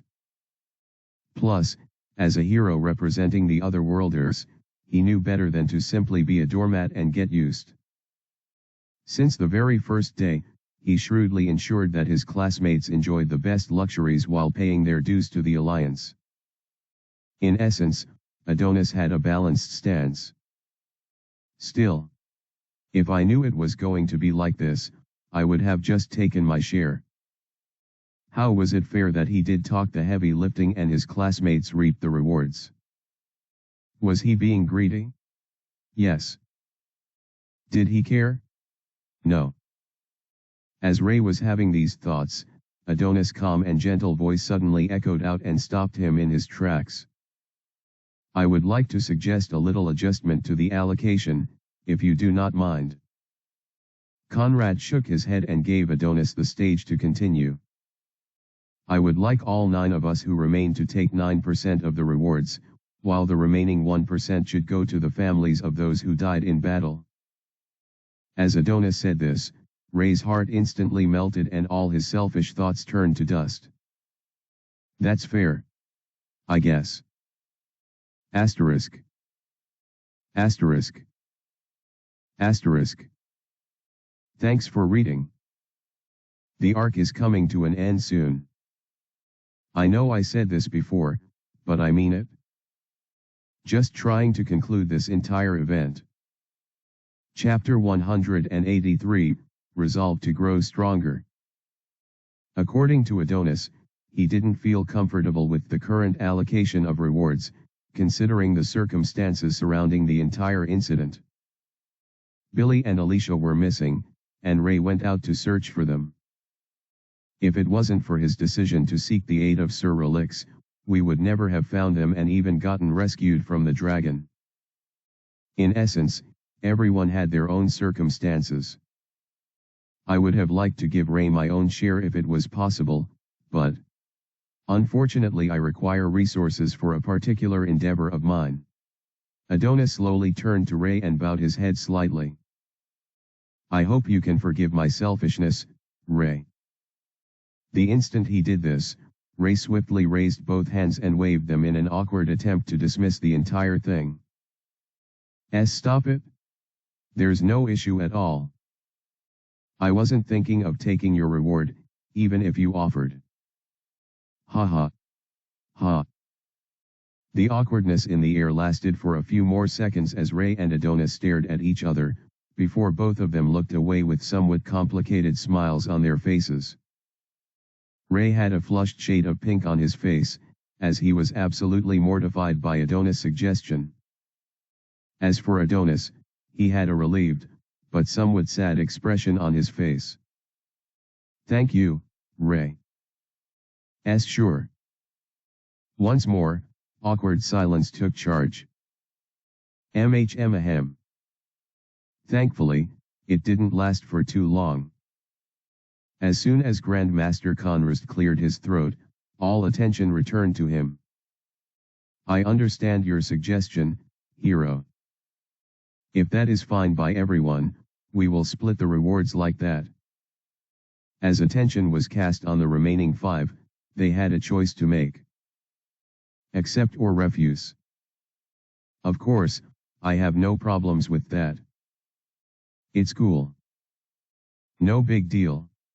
It's not like we need that much money anyway. As long as I get my cut, I'm fine. I don't agree. I'm just messing with you. Look at your faces. Of course, I totally support it. Belle, Trisha, Clark, Eric, and Justin respectively had what they had to say. The latter's reaction was particularly troublesome, eliciting varying reactions from the parties involved. A few people poked Justin while others chuckled a little. However, none of them found his little attempts at comic relief to be annoying. On the contrary, it was endearing. A lot of the tension that wafted through the air had been reduced, and smiles covered the faces of those who were present.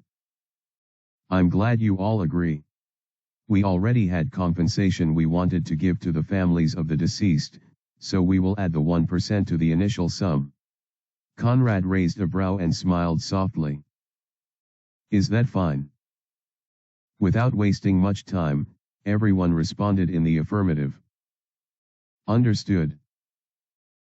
Conrad went on to talk about a few more things, most of them having to do with allocation of the other percentage of resources. Unsurprisingly, Luciel and Brutus were also recovering their own shares despite simply performing their sworn duties. No one had any complaints, though. The reward was an inconsequential amount anyway, so it was pretty reasonable. This arrangement isn't too bad. It's pretty amazing what can happen when money starts flowing into your pockets. Ray thought to himself. The same alliance that seemed on the verge of collapse not too long ago now seemed to have a bright future ahead of it.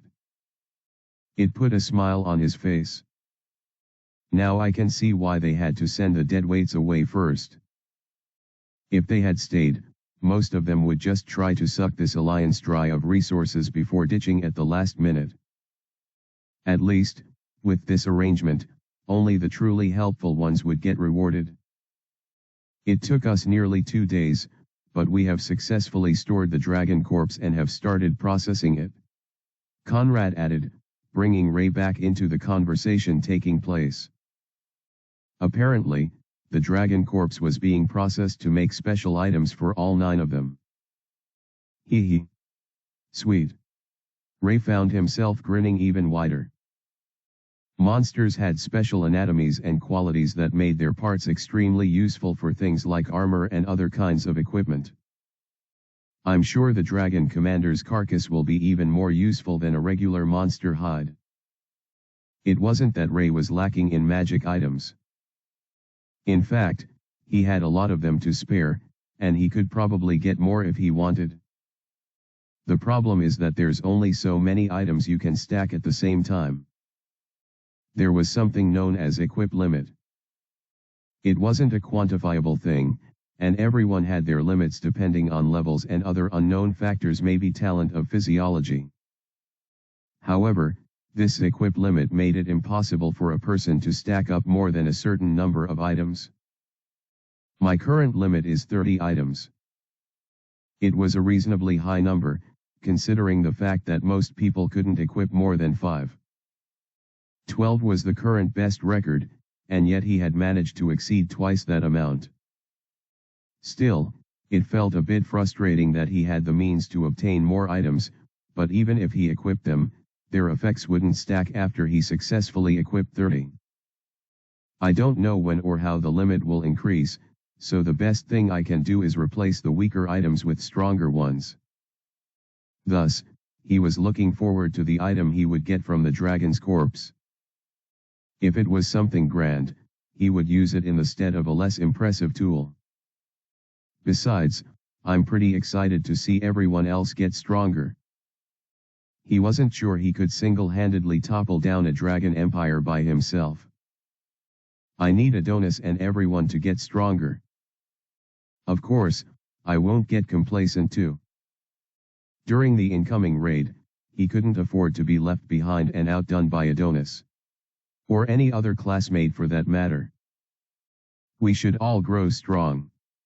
And I should grow stronger. They had to be ready for the war to come. All of them. Asterisk. Asterisk. Asterisk. Thanks for reading. One more chapter before the end of the arc. I hope you're all excited for what comes next. Chapter 184, Dark Clouds. That is all for now. You can return to your rooms now and relax until further notice. Once Conrad said this, he bowed his head slightly, same as Vita, Luciel, and Brutus. We really appreciate you sticking with us despite all that has happened. Humanity thanks you. As always, Adonis tried to be humble, and a few students reacted awkwardly.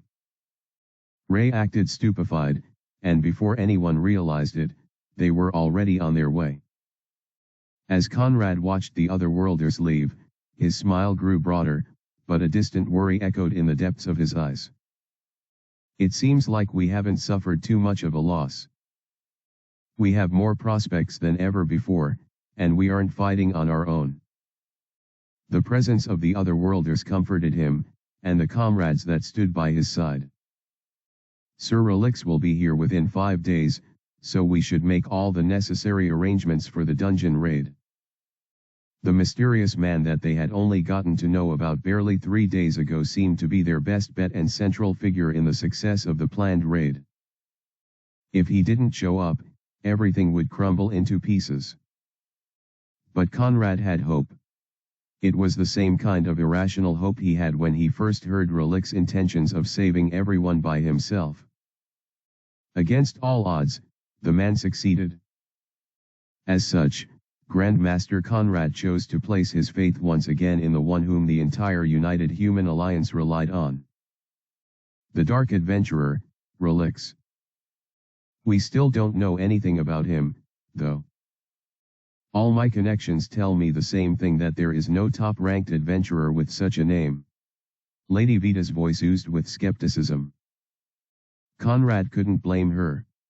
She hadn't met the man personally, so she couldn't understand. It's possible that he is using an alter ego. What matters is his strength and willingness to help. Conrad responded. Besides, it's not like we have other options, right? Vita sighed and reluctantly agreed. In the end, the current Otherworlders weren't as strong as they needed them to be. Under the protection of this adventurer, all of that was going to change very soon. If that was the only issue on ground, then smiles were meant to be planted on the faces of the 4 individuals present. Unfortunately, that wasn't the case. Did your connections tell you anything about the movements of the criminal underworld? As Conrad asked this question, a few seconds of silence echoed in their midst. No one uttered a single word. Until finally. No. No one is saying anything. This goes deeper than the surface, and not even my connections know what is coming next. What the two were referring to was the recent power vacuum left behind as a result of the deaths of the previous rulers of the criminal underworld. With the demise of the 3 Royal Council members that governed and regulated activities in the black market, it was inevitable that those hidden in the darkness would begin to surface. If the underworld, which had grown considerably larger than they could even fathom, was left unchecked, it could swallow the entire alliance whole. How about on your end? Have you been able to collect more information from Eval's Redart? About that. He ended up committing suicide during one of the investigations. The moment Conrad heard this from Brutus, his eyes widened in surprise. What? My apologies. We weren't able to get any more than the location of a single central hub of criminal activities. It was difficult enough to extract information from someone as stubborn as Eval's Redart, but he thought with Luciel finally recovered, they could give it a try with magic. Unfortunately, he died before they could even explore that option. I guess it can't be helped. It's best we don't focus on the unchanged tangible. Tons of magic and skills existed, but there was none that could raise the dead. At least, not one the humans had. What happens in this central hub? Where is this central hub located? Vita spoke up, her gaze directed at the flustered and mortified head warrior. He wasn't the one who led the investigation, but he was most likely taking responsibility for what happened. We don't know much about the specifics, but we know of the city where it happens. Every eye was on Brutus as he announced the name. The Allied Merchant City. Everyone's eyes widened at the sound of the place of interest. The Allied Merchant City was the central hub of commerce in the entire United Human Alliance. It generated over 20% of the total revenue that the Alliance used to operate. It was a hotspot of all kinds of trade and commercial activity, so while it was not surprising to see that shady business was being done there, the 4 were incredibly anxious about how to make their move. What should we do? Any wrong step, and they could collapse a monolith that was keeping the current economy afloat. A small mistake could compromise everything. The situation is too delicate now, but if we don't act quickly, things will get even more unstable. This wasn't a problem that concerned the Otherworlders, which was why they didn't say anything to them about it. Even if they had done so, it wasn't like any of them could help them out with it. In the end, it had to fall into the hands of them, the Royal Council.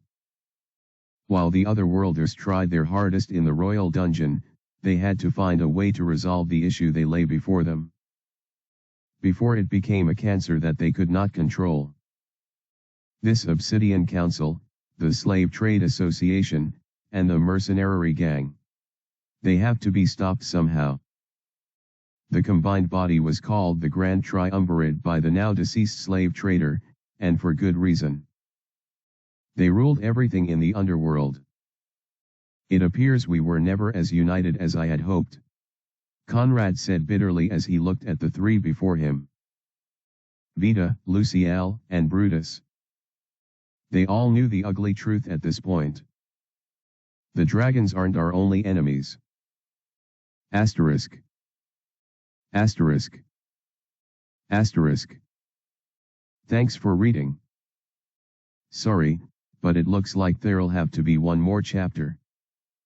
I hope you can see the setup for what might end up being the best arc yet. One more chap to go and it's a wrap. Chapter 185, The Black Palace. There stood a dark castle at the very precipice of a massive mountain. The mountain was shrouded in darkness, and obsidian clouds floated above everything. Black grains of sand danced in the air as the single ominously gigantic castle elegantly sat at the heights of majesty. There was a valley beneath the mountain that served as an estate. Several massive houses and colossal structures declared the landmark at the center. However, no matter how big or glamorous everything was, they were all submerged in inky black. And the darkest of all remained the castle. Within the great structure, past its imposing gates, and inside the throne room of absolute splendor, a being currently lay on his pile of treasures that formed a throne. Multiple precious stones were mixed together with only the purest kinds of magical objects and rare ores. Monocrystals grew all around the absurd, yet immensely beautiful throne that the great being was casually laying on. The throne was vertically huge, but more so horizontally long, so it could contain the huge form of the one atop it. It had a soft cushion, so there was no way they would get uncomfortable. No one was in the throne room except them, and due to their eyes being closed, it was clear that they were currently asleep. However, the two eyes of the slumbering beast slowly fluttered open. Strange. As they opened their jaws, a deep voice echoed throughout the throne room. The glowing purple eyes of this entity shone through the area, piercing the darkness. One of my children is dead. This being was what could be described as a dragon, and not just any kind of dragon. He was a dragon lord. The dark dragon of the Black Mountain. His current situation was a perplexing one, as one of his offsprings had met an untimely death. The reason he could detect it wasn't due to a strong paternal bond between himself and his children, but the bloodline connection that all monarchs had with their progeny. He couldn't help but be connected to them, and once one life was snuffed out, he would instantly know. Which one was it? All my kids are generals, unless... It didn't take long for the Dragon Lord to know the one that was dead. Jararid. Right? That was the name. I think. He squinted his eyes and frowned his face, almost as if saying the name of the deceased dragon brought nothing but a bitter taste to his mouth. That was how much he detested him. The weakest of my offspring. Shame upon my lineage. He had been so ashamed of his idiotic and talentless son that he couldn't have him in the Dragon Empire, so he gave him a job as a miner in the human place. He was a miner, if I'm not wrong.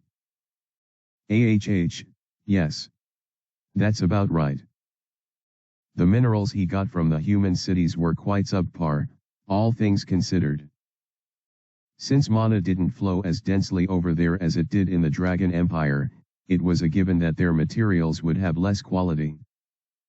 However, since they were at least useful for something, the job that his useless son had made him contribute at least a little bit towards the empire.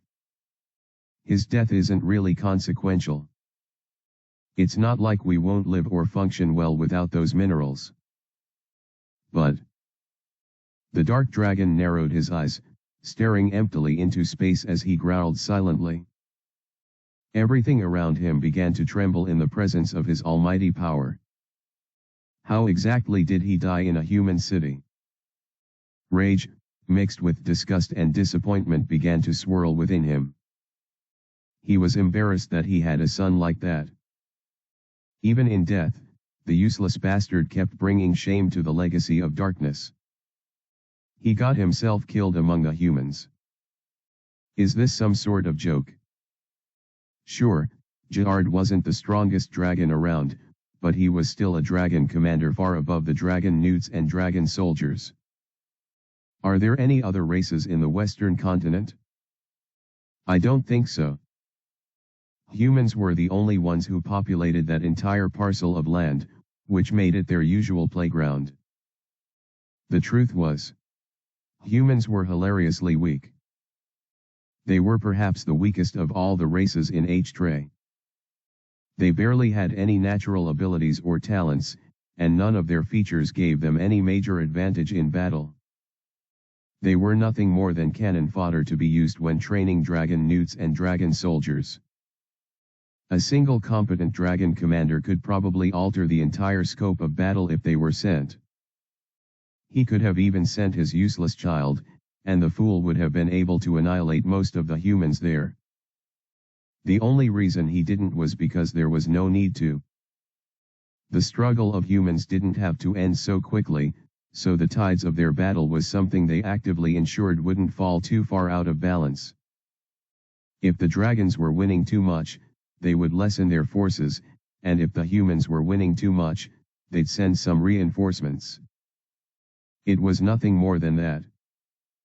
And yet, that idiot lost to them.